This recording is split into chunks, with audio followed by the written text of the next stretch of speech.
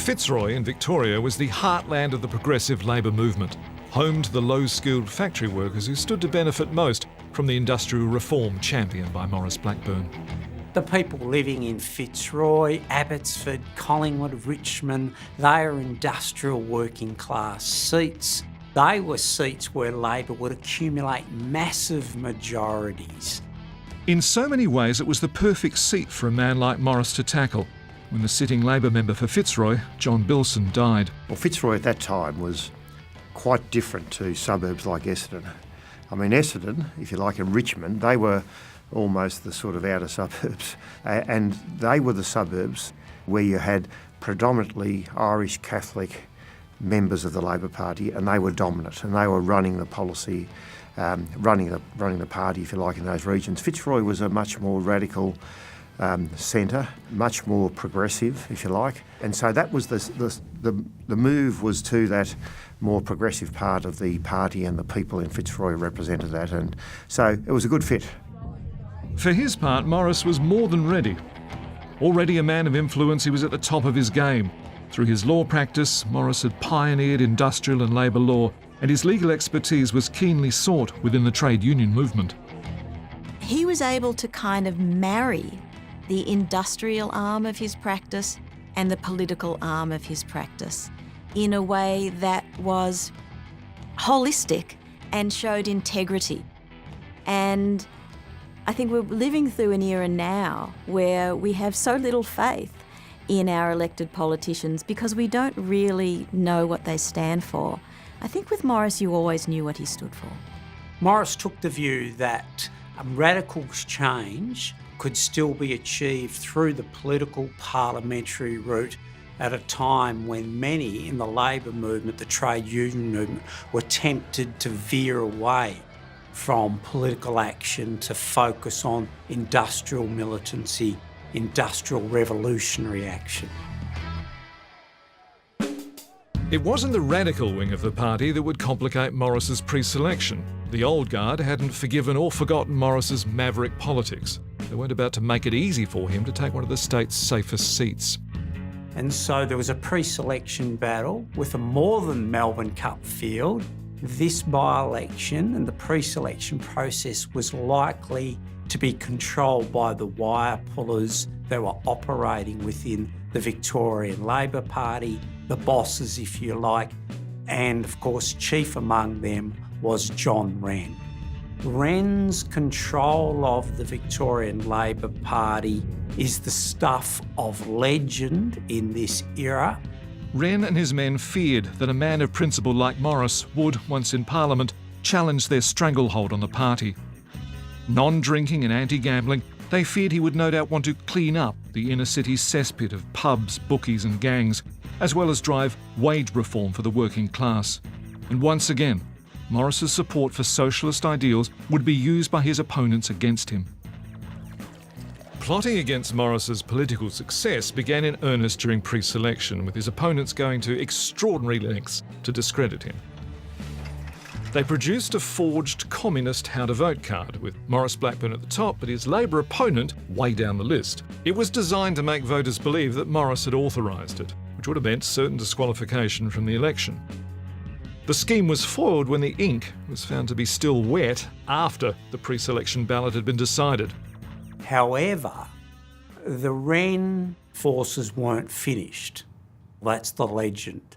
So they put up an independent candidate, his name was Bowl, and to stand against Maurice and to try to block his election in Fitzroy.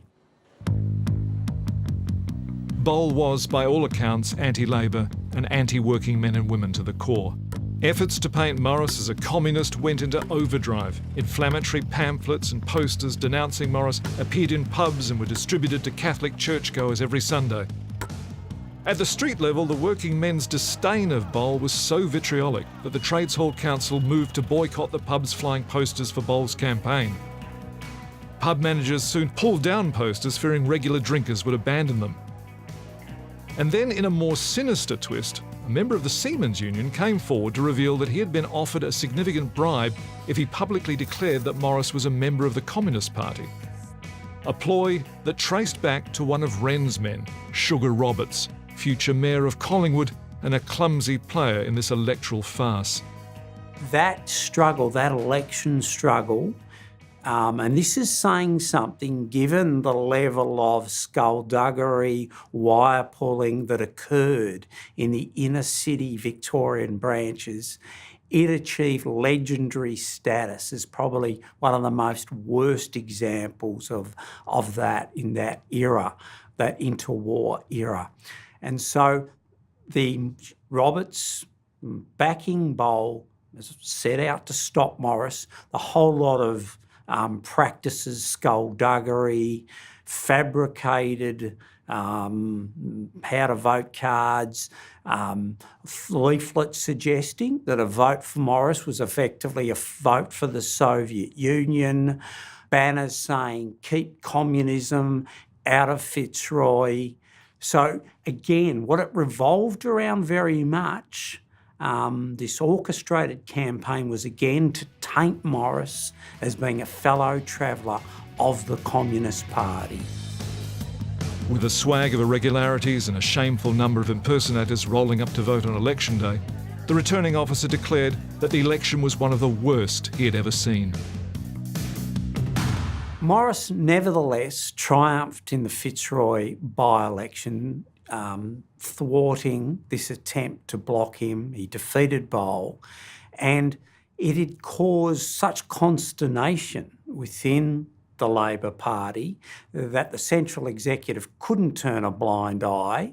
Sugar Roberts was expelled from the party for opposing an endorsed Labor candidate, that is Maurice, as were a number of members of the Victorian branch.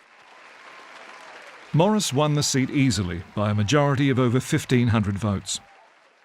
It would have been a tussle. It would have been, Wren would have done everything possible to ensure that Maurice Blackburn did not get the pre-selection for the Seat of Fitzroy. And, it would have been tough and hard to get through on that, convincing people to support you, making sure you stuck to your principles, not compromising. But he got there, and that shows you the enormous strength of character that he had.